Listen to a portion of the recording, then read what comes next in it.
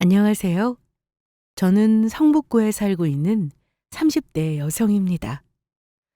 원래는 결혼을 해서 행복한 가정을 꾸리려 했으나 시댁의 과도한 혼수 요구는 물론 저희 집을 기망한 행동으로 결국 파혼을 했습니다. 결혼 준비부터 철저하게 선을 넘는 시댁을 용서할 수 없어 이런 결정을 했는데 하고 보니 정말 잘한 선택이었습니다. 서로 능력이 되는 대로 준비했다면 아무 문제가 되지 않았을 텐데 욕심이 화를 부른 거였습니다. 그럼 제가 어떤 일을 겪고 파혼을 했는지 지금부터 그 이야기를 시작해 보겠습니다. 저는 지방대를 나와 사무직으로 일하고 있었고 저보다 3살 많은 남자친구는 서울 4년제 졸업 후 유명 기업에 근무하고 있었습니다. 저희가 만나게 된 건 친구의 소개였으며 처음에는 관심이 없다가 연락하고 지내면서 호감을 갖고 만나기 시작했습니다. 사실 저는 부족함이 없이 돈을 벌고 있었지만 수의사가 되고 싶다는 꿈을 포기하지 못했습니다. 그래서 회사를 다니면서도 계속 편입 준비를 했고 남자친구를 만나고 있을 때 편입시험 불합격을 한 적이 있습니다. 그런 모습을 옆에서 지켜보던 남자친구는 직장도 잘 다니고 있는데 뭐하러 힘들게 공부를 또 하려고 하냐며 제 걱정을 해주었습니다. 희진아, 내가 너 무시해서 이런 말하는 게 아니라 편입시험 자체가 진짜 어려워. 모집 인원도 적은데 지원하는 사람은 많으니 경쟁률이 장난 아니라고. 나도 알아. 그런데 정말 꼭 되고 싶어서 그래. 이번에 떨어져 봤으니 너도 시험 난이도가 어떤지 잘 알 텐데 그걸 또 준비하겠다는 거야? 한번 해봤으니 뭘 더 준비하면 될지 알겠던데? 딱 한 번만 더 해보고 안 되면 그때 그만둘게. 그래야 미련이 없을 것 같아서 그래. 아유, 쉽지 않다니까. 네 고집도 못 말린다. 그럼 이왕 하는 거 이번엔 더 준비 제대로 해봐. 처음에는 저를 무시하는 것만 같아서 기분이 나빴지만 괜한 자격지심이라 생각해서 단순하게 나를 걱정해 준다고만 생각하고 넘겼습니다. 계속 남자친구의 말을 신경 쓰면 저만 속상했으니까요. 그래서 꼭 합격해서 할 수 있다는 걸 보여주고 싶은 마음도 생겼습니다. 희진이 왔어? 오늘은 퇴근이 늦었네? 응, 엄마. 오늘 영화관도 들렸다 오느라 좀 늦었어. 근데 오빠 안 왔어? 일 끝나고 온다고 했는데? 안 그래도 온다고 했는데 일이 늦게 끝나서 다음에 온대. 얼른 씻고 자. 에휴, 오랜만에 오빠 얼굴이나 볼까 했는데. 알겠어. 엄마도 얼른 주무세요. 저에게는 오빠가 한 명 있는데 같이 살지는 않고 무대 설치 일을 하면서 혼자 집을 얻어 살고 있습니다. 그러다 보니 얼굴 보기가 참 힘들더라고요. 아빠는 어릴 때 돌아가셔서 엄마와 오빠 이렇게 셋이 살았는데 오빠가 독립 후 저는 엄마와 단둘이 지내고 있었습니다. 저도 오빠를 보면서 독립 생각이 간절하긴 했지만 엄마가 몸이 약하셔서 걱정이 되기도 하니 한 집에서 지냈습니다. 그러던 어느 날 남자친구가 결혼 얘기를 꺼냈습니다. 저희가 만난 지 3년 정도 되었고 서로 속마음을 터놓을 만큼 서로를 잘 알다 보니 저희는 당연하게도 결혼도 할 생각을 하며 만났거든요. 그리고 드디어 그때가 된 것 같았죠. 결혼하자는 말을 듣고 난 뒤 저는 남자친구네 집으로 인사를 갔는데 두 분 다 너무 좋아 보이셔서 시집살이는 안 하겠다는 생각이 들었습니다. 먼저 결혼한 친구들의 이야기를 들어보면 아직도 시집살이가 존재한다고 하길래 설마 했는데 다행히 저는 그런 걱정은 안 해도 되겠다 싶었죠. 희진이라고 했나? 듣던 대로 아주 예쁘네. 부모님은 잘 계시고? 네. 그런데 아빠는 제가 어릴 때 돌아가셔서 안 계시고 엄마와 오빠 이렇게 지내고 있어요. 사부인이 혼자 힘드셨겠구만. 네, 고생 많이 하셨어요. 그래도 지금 건강하시고 괜찮습니다. 둘이 결혼하면 집은 우리 쪽에서 해줄 테니 걱정 말고. 대신 희진이가 혼수를 해오면 될 것 같은데 어떻게 생각해? 인사를 간 첫날 바로 집이랑 혼수 얘기를 하셔서 당황스러웠지만 언젠가 해야 될 얘기이기도 해서 알겠다고 하고 나왔습니다. 그런데 예비 시댁에 가서 얘기를 나누면서 느꼈던 건 제가 주방대 출신이라는 걸 알고 난 뒤 은근히 자기 아들과 차이가 난다고 생각하신 것 같았습니다. 제가 혼자 괜히 생각하는 것일 수도 있겠지만 저도 나름 회사에서 연봉이 어느 정도는 되는데 남자친구 연봉이 훨씬 더 높을 거니 결혼하며 돈 관리 잘해야겠다는 둥 오해할 수 있는 말도 하셨거든요. 거기다 남자친구에게는 여동생이 한 명 있었는데 말도 없고 무뚝뚝해 보여 저와는 별다른 얘기를 하지 않았으나 딱 봐도 저를 탐탁지 않게 보는 눈빛이라 내심 신경이 쓰였습니다. 시부는 작은 회사를 운영 중이시고 시모는 주부였는데 신우는 전문대 나와서 별다른 직업 없이 집에 있다고 했습니다. 일단 시부가 아직 일을 하고 계시니 시부모님의 노후 준비에 대해서는 크게 걱정할 필요도 없겠다는 말씀도 듣고 왔네요. 저는 대학 졸업 후 바로 취업하여 돈을 벌기 시작해서 정말 아끼고 아껴서 1억 4천까지 돈을 모아놓은 상태였고 물론 엄마의 도움으로 쓸데없는 지출을 줄였기에 모을 수 있었던 돈입니다. 처음 적금을 들기 시작해서 목돈을 만들기까지 너무 힘들었는데 그 후부터는 돈 모으기가 어렵지 않았습니다. 그리고 어차피 결혼하면 서로 가진 돈이 얼마인지 재산을 합쳐야 하니 저는 남자친구가 모은 돈은 얼마나 되는지 물었는데 이상하게 자꾸 대답을 안 해줬습니다. 생각을 해봐라. 내가 지금 연봉이 너보다 높아도 대학 졸업에 군대까지 다녀와서 너보다 한참 늦게 취업했는데 너만큼은 못 모았어. 그런데 왜 자꾸 물어? 나도 알지. 그래도 우리 결혼하면 재산도 합쳐야 하는데 알려줘. 나도 다 공개했잖아. 결혼자금 때문에 그런 거면 걱정 마.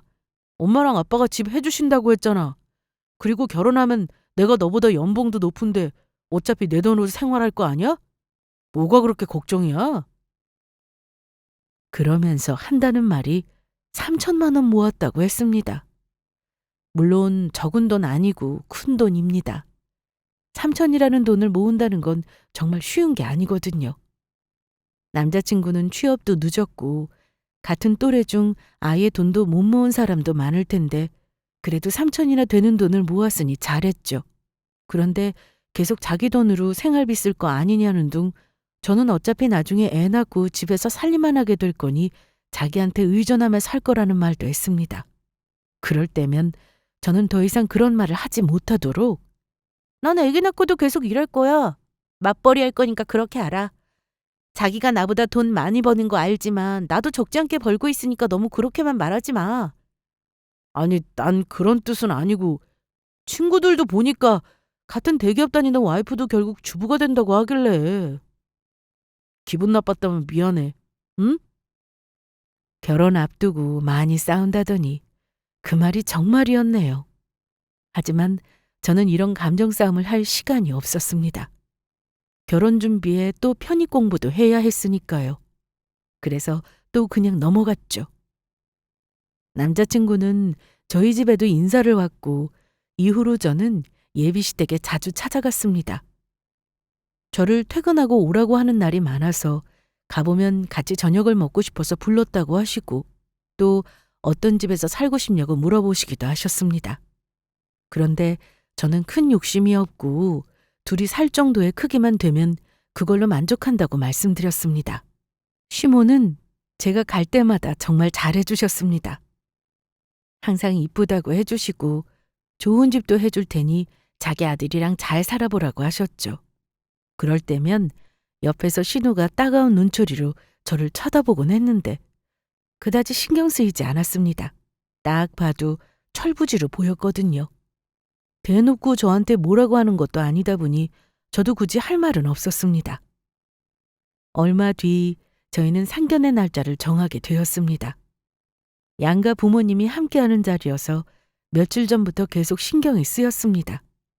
무사히 잘 넘어가야 할 텐데 하는 생각이 계속 머릿속을 맴돌았는데 먼저 결혼한 친구들한테 물어보니 다 다르더라고요.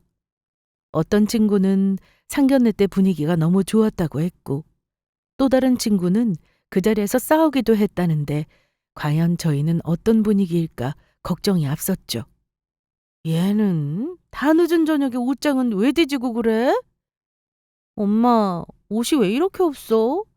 자켓도 없고 다 티셔츠에 바지뿐이잖아. 진짜 내가 그동안 우리 엄마 좋은 옷도 안 사드리고 뭐 했나 몰라. 안 되겠다. 내일 시간 좀 내. 마침 주말이니까 같이 백화점 가자. 무슨 백화점이야. 그냥 아무거나 입으면 돼. 상견례도 있고 또 엄마 평소 입을 옷도 내가 좀 사드리고 싶어서 그래. 백화점에서 구경하고 사고 그러자. 응? 엄마는 평소 꾸미는 것에 별 관심이 없는 분이셔서 외출복이 딱히 없으셨어요. 그래서 상견례도 있고 결혼 전 엄마에게 좋은 옷 한 벌 해드리고 싶어 큰맘 먹고 백화점 나들이를 갔습니다. 사실 저도 백화점에서 옷을 잘 사지는 않습니다. 주로 인터넷으로 이뻐 보이는 옷을 사곤 했는데 엄마는 다르잖아요. 직접 눈으로 보고 입어보고 해야 좋은 옷도 살 수 있으니 귀여고 안 간다고 하는 엄마를 끌고 백화점으로 향했습니다. 여성복이 있는 층으로 갔더니 정말 멋진 옷이 많더라고요. 그래서 정장도 한 벌 사드리고 또 평소 입고 다닐 만한 옷도 여러 벌 샀네요. 여기서 끝이 아니라 가방도 하나 사드렸어요. 명품 백으로요. 엄청 비싼 건 아니지만 에코백이 전부인 엄마에게 이 정도는 있어도 된다고 생각했습니다. 엄마는 계속해서 부담된다고 안 산다고 하셨지만 막상 사드리니 너무 좋아하시더라고요.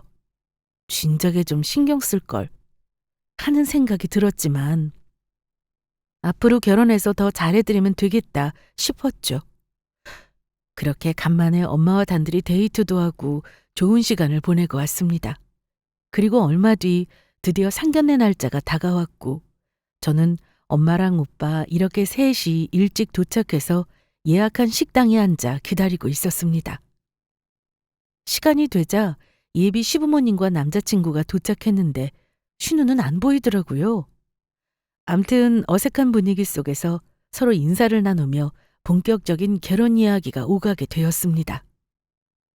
안 그래도 제가 희진이한테 얘기를 했는데 집은 저희 쪽에서 준비하는 걸로 하겠습니다. 들으셨죠? 네, 저도 얘기 들었습니다. 감사합니다. 혹시라도 집 얻는데 부족한 게 있으면 말씀해 주세요. 저희도 보탬이 될 수 있으니까요. 아이, 무슨 말씀이세요. 집은 남자가 해가는 게 맞죠. 대신 혼수를 희진이가 해오면 좋겠는데 전에 들어보니까 애들이 서로 말을 맞췄더라고요. 예단을 생략하자고. 네, 요즘 젊은 사람들은 예단 따로 안 하는 추세라고 하긴 하더라고요. 저도 기본은 해야 하지 않겠냐 했는데 둘이 결정한 거니 그렇게 하라고 했습니다. 그래요. 뭐 둘이 살 건데 둘이 결정하는 게 맞죠. 저희는 그럼 뒤에서 지켜보죠. 그런데 둘이 결혼하면 우리 아들이 돈 많이 벌어야겠어요. 이런저런 얘기로 서로 의견이 맞지 않은 것 같아 조마조마했는데 그래도 다행히 예비 시모는 알아서 하게 두자고 말씀하셨습니다. 그런데 대뜸 자기 아들이 돈 많이 벌어야겠다는 뚱딴지 같은 소리를 하더라고요. 그게 저희 엄마 옷차림과 명품백을 위아래로 훑어보더니 나온 말이었는데 아마 제가 결혼하고 나서 사치를 할 것 같았는지 저런 말을 내뱉었습니다. 좀 어이가 없죠? 암튼 상견례는 큰 이견 없이 잘 마무리가 되었습니다. 그런데 상견례 이후 제가 걱정했던 일이 터졌습니다. 저는 평소와 같이 회사 다니고 영어학원 다니고 또 가구랑 가전 알아보느라 정신없는 날들을 보내고 있었는데 엄마 표정이 언젠가부터 좋지 않으셨습니다. 그래서 물어보니 아무 일 없다고만 하셨는데 알고 봤더니 예비 시모랑 통화를 했다는 겁니다. 결론부터 말하자면 혼수를 어마어마하게 요구했다고 합니다. 제가 있는 앞에서는 둘이 알아서 하라고 해놓고 본색을 드러낸 거죠. 진짜 들어보니 기가 막혔습니다. 아니 엄마, 그래서 뭘 해오라고 했는데 그래? TV랑 김치냉장고 돌침대, 명품 가방, 안마의자, 그리고 뭐더라? 이것만 해도 기가 막힌데 또 있어? 잠깐만, 여기 적어놨어. 여기 보면은 예단으로 반상기 세트도 있고 친척들 이불도 해오라고 되어 있네? 아니 그때는 예단 생략하기로 했다니까 알겠다고 하고선 이게 대체 뭐야? 전화로 이런 말을 했단 말이야? 전화로는 예단 최소화하자고 그러더니 전화 끊고 나서 문자로 이렇게 보내왔어. 뭔가 이상했습니다. 예비 시모는 핸드폰으로 톡이나 문자를 잘 보내지 못하시거든요. 저한테 아주 가끔 문자 한 통 보내시는데 그때 오타가 정말 많았어요. 남자친구 말로는 평소 문자 보낼 일이 있으면 자기 여동생이 대신해준다고 했는데 딱 느낌이 왔습니다. 예단이며 혼수 목록을 신우와 얘기한 것 같았죠. 그래서 자기들끼리 뭘 받을지 골라가며 문자로 보낸 듯 했습니다. 명품 가방의 경우 모델명까지 정확하게 적혀 있는 게 딱 봐도 신우가 써서 보낸 것 같더라고요. 제가 직접 문자를 확인했는데 오타 없이 아주 깔끔하게 왔고 그것도 엄청 긴 문장이라 신우 말고는 없었습니다. 그래서 저는 남자친구에게 전화를 걸어서 따지기로 했습니다. 예단 생략하기로 한 거 어떻게 된 건지 이유라도 물어볼 생각으로요. 그런데 옆에서 엄마가 말렸습니다. 희진아, 그러지 마. 수찬이가 집도 해온다고 하는데 그냥 해달라는 대로 해주자. 응? 네가 따지면 싸우기밖에 더해. 결혼 전에 얼굴 붉히는 일 만들어서 뭐 하려고. 엄마, 그래도 해달라는 대로 다 해주는 게 어딨어. 아무리 집을 해온다고 하지만 그거 어차피 수찬이 명의일 거고 어떤 집을 해준다고 말도 안 해주는데 몇 평인지 그리고 빌라인지 아파트인지 아직 모르잖아. 나한테 같이 보러 가자고 하지도 않고 말이야.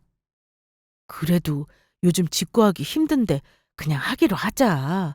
엄마가 이 정도는 해줄 수 있어. 엄마는 계속해서 결혼 준비로 큰 소리 오가는 게 싫다며 그냥 원하는 대로 하자고 하셨습니다. 아마 딸이 시집가서 제대로 못해가면 그걸로 책 잡힐까 걱정을 하시는 것 같았어요. 하지만 저는 그럴 수 없었죠. 그래서 퇴근 후 남자친구와 만나 직접 물어봤습니다. 우리 분명히 예단 생략하기로 안 했어? 예물도 서로 커플링 하나씩만 나눠 끼기로 했고 그런데 어머님이 전화 오셔서는 예단 목록이랑 혼수는 뭐뭐 해와라 아주 구체적으로 말씀하셨던데 이거 어떻게 된 거야? 말 좀 해봐. 어? 난 모르는 일인데? 엄마가 그랬다고? 한번 물어볼게. 어떻게 한 집에서 살면서 모를 수가 있어? 그럼 자기한테 말 한마디 안 하시고 그런 연락을 하셨단 말이야? 그래, 난 처음 들어. 그리고 보통 혼수예단 이런 건 여자들이 알아서 하는 거 아니야? 그게 무슨 말이야? 우리가 결혼하는 건데 우리 둘 다 알고 있어야지? 알았어. 그럼 내가 집에 가서 물어볼게. 남자친구는 전혀 모르고 있다는 듯 얘기했고 예비 시모에게 물어본다는 말만 했습니다. 결혼하기 전에 그렇게 많이 싸운다더니 결국 저희도 그렇게 되어가고 있었네요. 그렇게 제가 원하던 결혼을 꿈꾸기 어렵다고 생각이 될 즈음 저에게 큰일이 생겼습니다. 바로 엄마가 갑자기 돌아가신 겁니다. 평소 몸이 약하셔서 병원에서는 감기도 조심해야 한다고 하셨거든요. 그런데 급성 폐렴으로 입원 후 면역력이 너무 떨어져 위험하다고 했고 얼마 지나지 않아 돌아가셨어요. 갑작스러운 일이라 저와 오빠는 슬픔에 빠졌고 남자친구와 예비 시부모님도 함께 위로를 해주었습니다. 아니 상견례 때까지만 해도 건강해 보이셨는데 갑자기 이런 일이... 희진이가 많이 힘들 텐데 잘 이겨내자. 응? 좋은 곳으로 가셨을 거야. 우리 그렇게 비마. 네. 사실 저는 그 어떤 위로도 힘이 되지 못했습니다. 힘들었거든요. 그래도 오빠는 저와 달리 슬픔에만 빠져있지 않고 장례식 준비를 시작했습니다. 위치도 알아보고 친척부터 우리 엄마의 지인까지 연락하면서 엄마의 사망 소식을 알렸죠. 같이 가구랑 가전도 보러 다니기로 했는데 엄마는 아무것도 같이 못하고 떠나셨습니다. 같이 살지 않아도 좋으니 그저 같은 하늘 아래에만 있었으면 좋겠다는 생각도 들었습니다. 하지만 저도 정신을 차려야 했습니다. 오빠와 함께 장례 준비도 해야 하고 손님이 오면 인사도 해야 했고요. 많은 사람들이 다녀가셨는데 그저 감사할 뿐이었습니다. 그렇게 장례가 끝나고 엄마는 화장 후 납골당에 모셨어요. 마지막 인사를 하고 가려는데 발이 떨어지지 않았습니다. 집에서 멀자는 곳이니 자꾸 오겠다고 하고는 집으로 돌아왔는데 텅 빈 집에 오빠와 저 이렇게 둘이 앉아 있으니 허전하더라고요. 엄마가 너무 그리웠습니다. 당장이라도 문을 열고 엄마가 들어올 것 같았는데 현실을 받아들여야지 하면서도 쉽지 않았습니다. 저는 이후로 며칠 동안 아무것도 하지 못했습니다. 회사에 연차도 쓰고 종일 집에만 있었죠. 오빠는 어쩔 수 없이 일을 나가야 해서 저와 내내 같이 있어주지 못했고 남자친구는 퇴근하고 잠깐 제 얼굴을 보러 오는 정도였습니다. 희진아, 너 언제까지 이러고 있을래? 장모님 돌아가신 건 슬프고 네 마음도 아는데 그렇다고 회사도 안 나가고 우리 결혼 준비도 손 놓고 있으면 돼? 알아. 근데 나도 시간이 좀 필요해. 아직도 엄마가 돌아가신 게 믿기지 않단 말이야. 남자친구는 저보고 이제 털고 일어나라고 했는데 생각처럼 되지 않았습니다. 좀 더 쉬고 싶다는 생각이 들 뿐이었죠. 그런데 이런 저를 벌떡 일어나게 해준 건 바로 시모의 말 한마디였습니다. 우리 엄마가 그러시는데 우리 신혼집 말이야. 집 계약하셨대? 어디야? 어떤 집이야? 아니 그게 아니라 장모님 사시던 이 집에서 같이 살라고 하시네. 뭐라고? 그게 무슨 소리야? 저는 황당했습니다.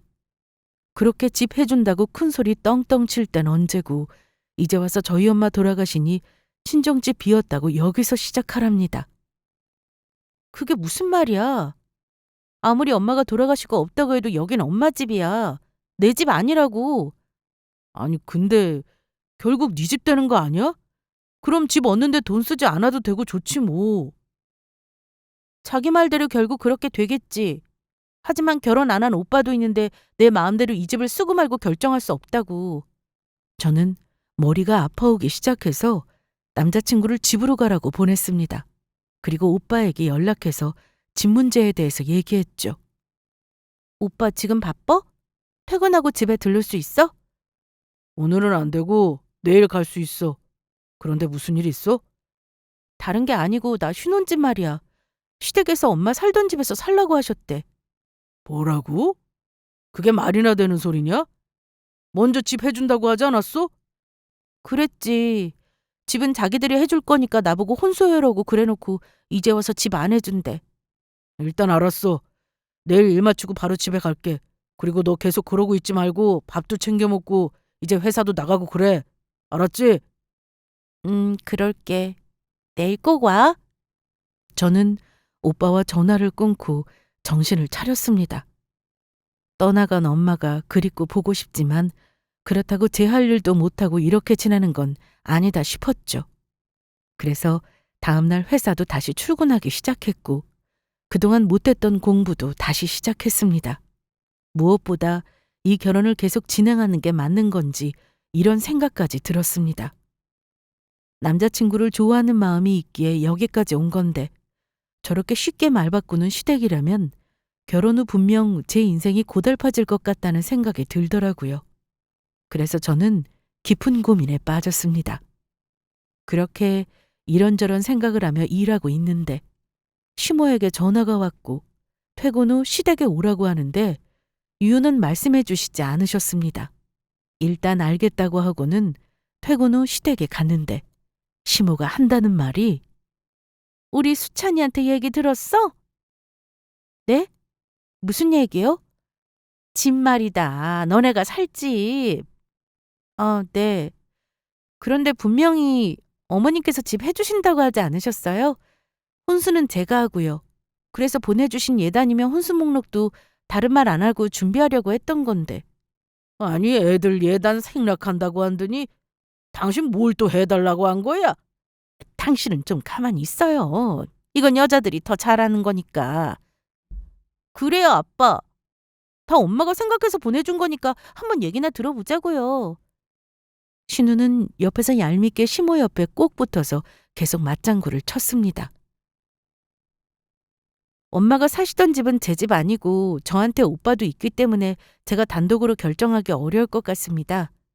그래서 너 지금 내 말대로 못하겠다 이거야? 지금 당장 답변을 드리긴 어려울 것 같아요. 집에 가서 오빠와 상의 한번 해보겠습니다.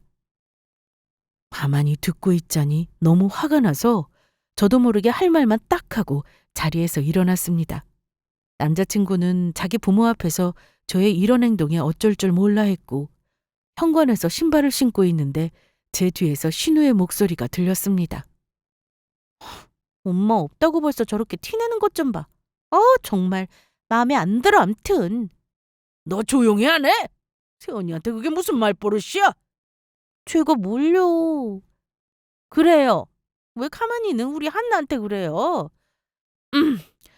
얘야 그럼 잘 가라. 전화 주고.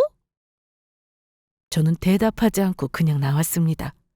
저도 저의 이런 행동이 어른 앞에서 하면 안 된다는 걸 잘 알고 있었습니다. 그런데 무턱대고 친정집을 신혼집으로 하라는 것도 어이가 없었고 집을 알아본다고만 했지 여태 단 한 번도 집 보러 가자는 말도 안 했으니 답답하고 기가 막혔습니다. 진짜 집을 알아보긴 한 건지도 의문이었고요. 뒤이어 저를 따라 나온 남자친구는 자기 부모님한테 사과를 하고 가라고 했고 제가 아무 말 없이 노려보자 야, 신혼집 어들동 굳는 건데 좋은 게 좋은 거 아니야? 너랑 말하기 싫다. 가라. 아니, 이렇게 가면 어쩌라고. 우리 엄마 화난 얼굴 못 봤어? 사과는 하고 가야지. 앞으로 우리 엄마 얼굴 어떻게 보려고 그러냐, 너? 나 화난 얼굴 안 보여? 우리 당분간 생각할 시간 좀 갖자. 아무리 생각해도 이건 좀 아닌 것 같아. 저는 그렇게 바로 집으로 왔습니다. 마침 오빠도 와 있었고 모든 사실을 얘기했습니다. 이진아, 내가 생각해도 좀 아니다. 그런데 네가 정말 이 결혼 하고 싶으면 엄마 사시던 이 집에서 신혼 시작해. 그게 꼭 나쁜 것도 아니잖아. 요즘 집값이 한두 푼도 아니고. 내 집도 아니고 오빠도 아직 결혼 안 했는데 나 혼자 이 집 가지라는 거야? 말도 안 되는 소리 하지 마. 나 지금 사는 집도 있잖아. 그리고 아빠가 우리 앞으로 남겨주신 재산도 좀 있고. 그러니까 나 때문인 거면 신경 쓰지 않아도 돼. 오빠 때문도 아니고 이 결혼은 생각할수록 정말 아닌 것 같아서 그래. 뭐 하나 제대로 진행된 게 없잖아. 그런데 결혼 이게 참 쉬운 게 아닌가 보더라. 내 친구 민욱이 알지? 걔가 만나는 여자가 있어서 나한테 이런저런 얘기해줬는데 민욱이 여자친구 오빠가 이번에 결혼 준비하나 봐. 그러면서 집은 남자가 해가는 거니까 해준다고 큰소리 뻥뻥 쳤는데 알아본 게 월세집이라 언제 말을 꺼내야 하나 귀야만 보고 있단다. 시댁에서 집 해준다는 얘기 듣고 너 생각이 바로 나더라고. 뭐? 뭐 그런 집이 다 있어? 민욱 오빠는 그런데도 그런 집안 여자랑 계속 만나는 거야? 뭐 알아서 하겠지. 근데 여친이 또 백수여서 민욱이가 만날 때마다 밥 사주고 선물 사주고 아주 힘들댄다. 처음엔 얼굴이 엄청 이쁘다고 그렇게 자랑하더니 잠깐 내가 보여줄까? 이쁘긴 하던데. 그러면서 저한테 오빠 친구와 그 여자친구가 같이 찍은 사진을 보여줬는데 글쎄 그 여자가 제 신우였습니다. 그러니까 제 신우가 오빠의 친구와 사귀고 있었던 거였죠. 제 귀에 그 얘기들이 들어올 줄도 모르고 신우는 자기 남자친구한테 자기 오빠 결혼 준비 과정을 다 얘기했더랍니다. 결국 그 월세집은 저희 신혼집을 말하는 거였는데 너무 기가 막혔습니다. 저뿐만 아니라 오빠도 기가 차다고 아무 말도 못하고 있었죠. 엄마가 살아계셨다면 정말 이 결혼 당장 때려치우라고 하셨을 것만 같았습니다. 저는 남자친구와 한동안 연락을 안 했습니다. 제가 당분간 시간을 갖자고 하기도 했고 월세집 사건도 알게 되고 나니 꼴도 보기 싫었습니다. 처음부터 차라리 월세로만 집을 구할 수 있다고 얘기라도 해줬으면 좋았잖아요. 저나 남자친구가 돈 합쳐서 부족한 건 대출을 받아서라도 신혼집을 구했을 겁니다. 그런데 계속 집은 보여주지도 않고 해줄 수 있는 집은 월세면서 오히려 저한테 혼수나 예단을 요구했다는 게 화가 났습니다.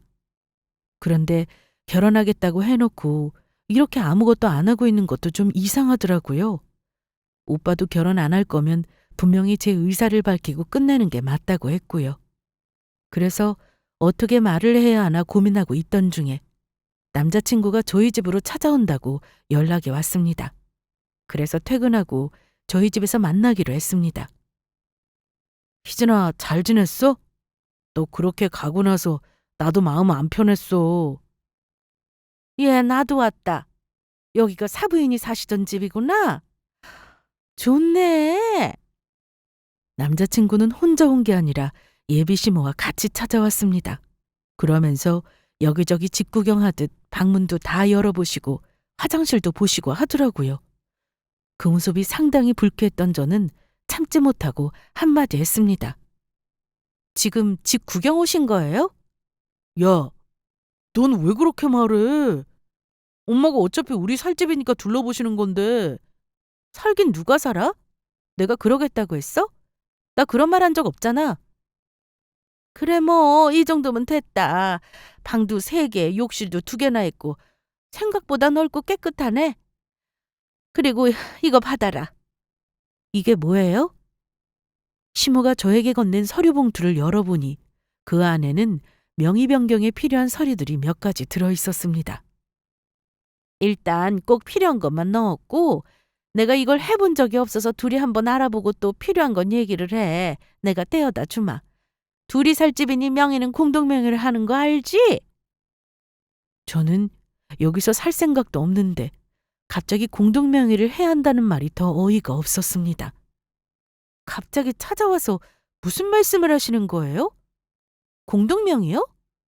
아니 여기서 저희가 산다고 한 적도 없고 산다 한들 왜 공동명의를 해요? 왜기는 우리 아들이 연봉 얼만지 너도 알잖니. 결국 내 아들 돈으로 생활하게 될 텐데 집 명의는 공동으로 해야지. 힘들게 구할 필요 없이 네 엄마 집에서 살면 되는 걸 넌 왜 일을 계속 복잡하게 만드니? 신혼집 얻을 돈도 굳고 좀 좋아. 저는 가만히 듣고만 있을 수 없었습니다. 그래서 어머님, 저희 살집 해주신다고 하신 거 정말이었어요? 그럼 정말이지. 내가 너더리고 거짓말했겠니? 계약까지 했는데 사부인 돌아가시고 취소했다. 저희가 살집인데 왜 보여주지도 않으시고 취소하셨어요? 아무리 너네가 살집이라고 하더라도 돈은 우리가 내는 건데 계약 다 하고 가서 보면 되는 거 아니니? 그럼 계약 취소했다던 집 어디였는지 말씀해보세요. 어떤 집인지 궁금하니 보고 오게요. 취소했는데 그걸 알아서 뭐하게? 그리고 아무리 친정엄마 집이라 해도 너한테는 거저 얻은 거나 마찬가지니 예단이나 혼수는 내가 말한 대로 해오너라. 이 말 하려고 왔다. 그나저나 집 괜찮네. 이 동네는 시세가 얼마 정도 하니? 제가 하는 말은 다 무시한 채 본인 할 말만 하고 있는데 저는 더는 참을 수 없었습니다. 어머님! 야, 너는 왜 소리를 질러? 아니, 너 이렇게 배웠니? 아빠가 안 계시면 엄마한테라도 가정교육을 똑바로 받았어야지. 난 네 시어머니야. 요즘 애들 어른 무서운 줄 모른다더니 네가 딱 그 모양이구나. 그 말을 듣자마자 저는 남자친구의 얼굴을 때렸습니다. 그리고 네, 저는 못 배웠고요. 이 결혼 안 할 거니까 돌아가세요. 그리고 저희 신혼집 월세방이었다면서요. 그래놓고 어떻게 그런 예단을 해오라고 하실 수 있어요? 당장 나가세요! 저는 그렇게 이 결혼 못한다고 선언했고 예비 시모는 자기 아들을 때렸다며 어찌나 화를 내던지 남자친구와 예비 시모를 억지로 밀어내듯 내보냈습니다. 다행인 건 그 어떤 것도 준비된 게 없는 상태여서 손해보고 할 것도 없었습니다. 그런데 제 마음은 크게 상처를 받았죠. 물론 서로 돈이 없어서 월세로 시작해야 한다면 이해할 수 있습니다. 저도 벌고 남자친구도 돈을 버니 서로 차차 집을 늘려가면 되는 거니까요. 그런데 어떤 집인지 끝까지 보여주지도 않고 마음대로 계약했다가 취소했다고 하질 않나. 거기다 엄마 집까지 마음대로 하려고 하시니 참을 수가 없었습니다. 저는 그렇게 파혼 선언 후 회사 일과 공부에만 전념했습니다. 남자친구에게 전화도 오고 문자도 왔지만 다 안 받았어요. 목소리도 듣고 싶지 않았거든요. 그런데 얼마 뒤 남자친구가 회사 앞에서 저를 기다리고 있었습니다. 하지만 얼굴도 보기 싫었기에 그냥 지나치려고 하는데 결국 저를 보고는 뛰어와서는 제 팔을 붙잡더라고요. 희진아, 나 여태 기다렸어. 근데 나 보고도 그냥 가려고 했어? 왜 왔어? 내가 분명히 이 결혼 안 하겠다고 했는데? 내 말 못 알아들은 거야? 아니면 내 말 무시하는 거야? 아니, 알아. 충분히 네 마음 안다고. 사과하려고 온 거면 그냥 가. 사과받고 싶지 않으니까. 우리 엄마가 직접 너한테 사과하고 싶대. 야, 어른이 이렇게까지 말하면 듣는 척이라도 해야 되는 거 아니냐? 너 그때 내 뺨 때리고 우리 엄마 엄청 화난 채로 집에 갔어. 내가 엄마 비위 맞추느라 얼마나 힘들었는 줄 네가 아냐고. 네가 맞을 짓 했다는 건 왜 몰라? 그리고 사과하고 싶다 치면 같이 오지 왜 혼자 왔어? 아무리 그래도 모양새가 좀 그렇지. 엄마랑 나랑 회사 앞에 서 있으란 말이야? 그러지 말고 엄마 한번 만나봐. 어? 엄마가 정말 미안해하고 있어. 꼭 직접 얼굴 보고 사과하고 싶다고 하셨다고. 아, 제발 희진아. 저는 결혼도 끝난 마당에 굳이 만날 필요가 없다고 생각했으나 끝까지 예비 시모가 사과를 하고 싶다고 하여 만나기로 했습니다. 사과받고 한 번도 이 결혼은 없던 걸로 하자고 정확히 말해야겠다는 생각을 한 거죠. 며칠 뒤 남자친구가 카페를 예약해 두었다며 주소를 문자로 보냈고 저는 혼자 나가기 좀 그래서 오빠에게 부탁해 같이 나가기로 했습니다. 그런데 얘기할 때는 오빠가 같이 있으면 안 될 것 같아 차 안에서 저를 기다린다고 하더라고요. 너무 고마웠습니다. 그렇게 약속 장소에 도착해 보니 통창으로 된 카페였고 주차장에서 내부가 다 들여다보이는 곳이었습니다. 차를 대놓고 심호흡을 하고 내리려는데 창안으로 남자친구의 얼굴이 보이더군요. 그 옆에는 시모가 앉아 있었습니다. 떨리는 마음으로 차에서 내렸고 오빠는 무슨 일이 생기면 바로 들어오겠다며 그 말만 듣고 저는 카페 안으로 혼자 들어갔습니다. 앉아라. 오느라 고생했다. 우리는 커피 마시고 있었는데 넌 뭐 마실래? 전 됐어요. 야, 그래도 시켜. 요즘 1인 1주문인 거 모르냐? 전 주스 마실게요. 그래. 내가 널 부른 건 사과하고 싶어서 오라고 했다. 그때 내 말이 많이 서운했니? 내 아들 때릴 정도로? 저 이 자리에 사과받으러 온 건데요. 뭘 또 따지시는 거예요? 그래, 내가 마음대로 사부인 집에 살라고 한 거 그거 미안하다. 그런데 너네도 살 집은 필요하잖니. 안 그래? 결혼 얘기는 없던 걸로 하자고 했고 더 이상 듣고 싶지 않네요. 그만 가보겠습니다. 얘가 정말? 그래, 우리가 집을 해주려고 했는데 막상 알아보니 너무 비싸서 월세방 알아본 게 맞다. 그것도 절대 싼 집은 아니었다고. 우리도 딸 하나 남은 거 시집 보내야 하는데 아들한테 좋은 집 해주고 나면 부족하잖니. 그거 이해 못 해줘? 그래, 엄마 말도 맞아. 안 그래, 희진아? 그리고 나 그 월세집 보고 왔는데 월세지만 나쁘지 않았어. 나 그 집 본 적도 없는데 혼자 보고 왔어? 그럼 월세방이었다는 거 전부 다 알고 있었다는 거야? 아, 그게... 수찬이 너 잠깐 나가 있어. 아, 왜요? 저도 있을래요. 그냥 말씀하세요. 너 여기 있으면 나 얘기 안 할란다. 알았어요. 금방 얘기하고 불러요, 그럼. 그렇게 예비 시모는 갑자기 남자친구를 잠깐 나가 있게 하고는 저에게 다시 얘기를 하기 시작했습니다. 넌 대체 뭐가 그렇게 잘나서 매번 큰 소리니? 나이 든 내가 여기까지 와야 했냐? 어른이 말하는데 따박따박 말대꾸하고. 엄마 계시다가 돌아가셨으면 이제 나랑 수찬 아빠가 부모 노릇 해줄 텐데 잘할 생각을 안 하고 대체 뭐가 잘났냐고? 지금 뭐 하시는 거예요? 너 지방대 나왔다고 했을 때부터 마음 안 들었어. 그런데 내 아들 욕심내서 결혼까지 한다고 하니 우리가 많이 양보해서 예단이나 혼수도 딱 그 정도만 해오면 된다고 한 거고. 그게 적어요? 저흰 예물 필요 없다고 서로 반잔하만 끼자고 했어요.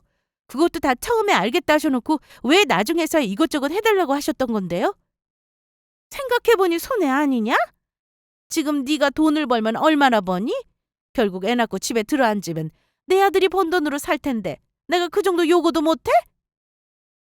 지금 뭔가 크게 착각하시나 본데요. 제가 지금 수찬 씨랑 결혼하게 해달라고 나온 자리인가요? 저 이제 거지근성 있는 그쪽 집이랑 다시는 엮이는 게 싫어서 그거 말하려고 나온 거예요. 이미 파혼한다고 말씀드렸는데 끝까지 어머님이 직접 얼굴 보고 사과하고 싶다고 하셔서 나온 거라고요. 집 해준다고 큰 소리 쳐놓고는 월세빠인 거 말도 안 하시고 혼수나 예물이나 그렇게 요구하는 게 맞아요? 제가 언제 먼저 집 해달라고 했나요? 상견례 때 보니 사부인 옷도 비싸 보이고 가방도 명품이던데 내 아들하고 결혼하면 너도 그런 거 내 아들 돈으로 살 거 아니야? 아니냐고! 길 가던 사람 붙잡고 물어봐라. 내 아들 같은 조건하고 결혼하는데 그 정도는 당연히 해올 수 있는 거다. 그 정도는 충분히 제가 벌어서 사요. 자식이 커서 결혼하는 거면 잘 살 수 있게 행복을 빌어주는 게 맞지. 지금 너무 추한 거 아니에요? 뭐, 추해? 이게 정말? 그러자 예비 시모의 얼굴이 일그러지기 시작했습니다. 저도 이렇게까지 말하고 싶지 않았는데 아들이 자리를 비우자마자 저한테 할 말 못할 말 구분 못하고 막 내뱉으니 도저히 참을 수가 없었습니다. 저는 한참 노려보듯 하던 예비 시모는 마시고 있던 커피잔을 계속 만지작거리더니 차마 제 얼굴에 뿌리지는 못하고 제 쪽으로 밀어버렸습니다. 그래서 저는 그 순간 손등으로 커피가 쏟아져 약간 데였고 치마에도 커피가 흥건했죠. 그러자 그 모습을 보던 남자친구가 뛰어와서는 무슨 일이냐고 하더라고요. 제 손등이 빨갛고 옷도 망가지자 남자친구는 시모를 향해 왜 그러냐고 소리를 질렀습니다. 아니 엄마 왜 그래? 말로 해. 이게 말로 하게 안 하잖니? 내 속을 자꾸 긁는데 어떡하니? 너네 엄마 정상 아니야. 거기다 냉장고부터 명품 가방에 돌침대 그리고 친척들 옷까지 해오라는데 내가 미쳤냐? 그걸 다 해가게? 정신 차려 너. 그지 같은 너네 집에 시집올 여자만 불쌍하다. 물론 결혼할 여자도 없겠지만. 그러면서 저는 제 앞에 있던 주스잔을 들고는 예비 시모가 아닌 남자친구 얼굴에 뿌려버렸습니다. 안에 얼음도 들어있었는데 얼음에 눈을 맞았는지 계속 아프다길래 나는 화상 입었다고 치료비 청구한다고 하고는 자리에서 일어났습니다. 이년이? 가긴 어딜 가? 그리고 뭐 불쌍해? 누가 누구한테 불쌍하대? 어? 내 아들한테 시집 올 여자 줄 섰어? 줄 섰다고? 이게 가분한 줄도 모르고. 야 김수찬, 너네 엄마랑 잘 먹고 잘 살아라. 다신 연락하지 마. 그렇게 말하고 나오려는데 밖에서 이 모습을 지켜보고 있던 오빠가 뛰어들어오더니 너 그렇게 살지 마. 내 동생한테 했던 거 생각하면 지금 때려도 시원찮아. 앞으로 내 눈에 한 번 더 보이면 진짜 가만 안 둔다. 그렇게 저는 오빠와 같이 그 카페를 나왔습니다. 집으로 그냥 가기 싫어서 엄마 얼굴 보려고 낙골당으로 향했는데 그동안 참았던 눈물이 왈칵 쏟아지더라고요. 엄마 사진 앞에서 한참을 울었습니다. 저도 한때는 결혼해서 행복하게 살 수 있을 거라고 생각했는데 결혼 전 예비시댁의 본성을 알게 된 것이 오히려 잘된 일이라고 생각하고 있습니다. 저는 그 일이 있고 난 뒤 공부를 위해 회사를 그만뒀습니다. 그래도 나름 좋은 회사라 그만두기 아까웠으나 제 꿈을 위해 과감히 퇴사를 했고 대신 후회 없을 만큼 공부에 집중했네요. 그리고 마침내 드디어 합격했습니다. 꿈에 그리던 수의학과에서 공부를 할 수 있게 된 거죠. 남들보다 늦게 시작한 만큼 더 열심히 하고 있는데 힘들 줄도 모르게 학교 생활을 하게 되었습니다.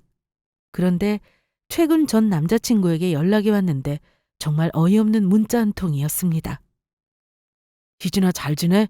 엄마가 예단이며 혼수며 없던 걸로 해준다고 집도 예정대로 해줄 테니 그만 화 풀고 결혼 안 하는데 연락 줘. 예단은 목록 중에서 하나만 골라서 해오면 된다고 했고 참고로 집은 월세 아니고 전세까지는 해줄 수 있다고 하셨어.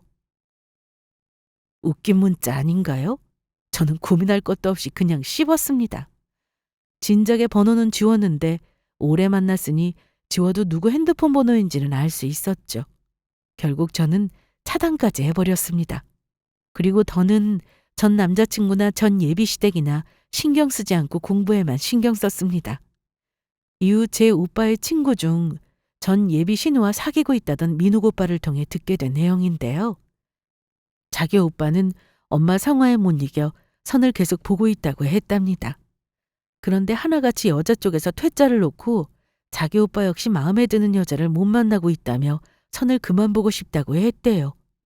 엄마랑 오빠가 매일같이 싸워서 집에 들어가기 싫다고도 했다는데 뭐 예상했던 대로입니다. 어떻게든 아들을 조건 보고 결혼시키려고 하는 것 같은데 그게 결국은 자기 자식 고생하는 꼴이니 시모는 아마 평생을 가도 모를 겁니다. 자식 위하는 길은 그게 아닌데 말이죠. 저의 이야기는 여기가 끝인데 어떠셨나요? 생각할수록 이해 불가인 시댁이죠? 저라면 그 수모를 겪고 다시는 연락하지 않을 것 같은데 전 남친이나 그 집안은 뭔가 이상하긴 하더라고요. 끝까지 결혼하라고 하는데 제가 미쳤나요? 살면서 때로는 참고 하고 싶은 말이 있어도 입 밖으로 꺼내지 않는 게 맞다고 생각했으나 저런 일을 겪다 보니 할 말은 또 하고 사는 게 맞다는 생각이 듭니다. 앞으로도 저는 제가 좋아하는 일을 하면서 또 돌아가신 부모님을 생각해서라도 멋지게 살아갈 생각입니다. 저의 긴 사연을 들어주신 분들 감사드리고 무조건 참는 게 능사는 아니라는 거 꼭 기억하세요.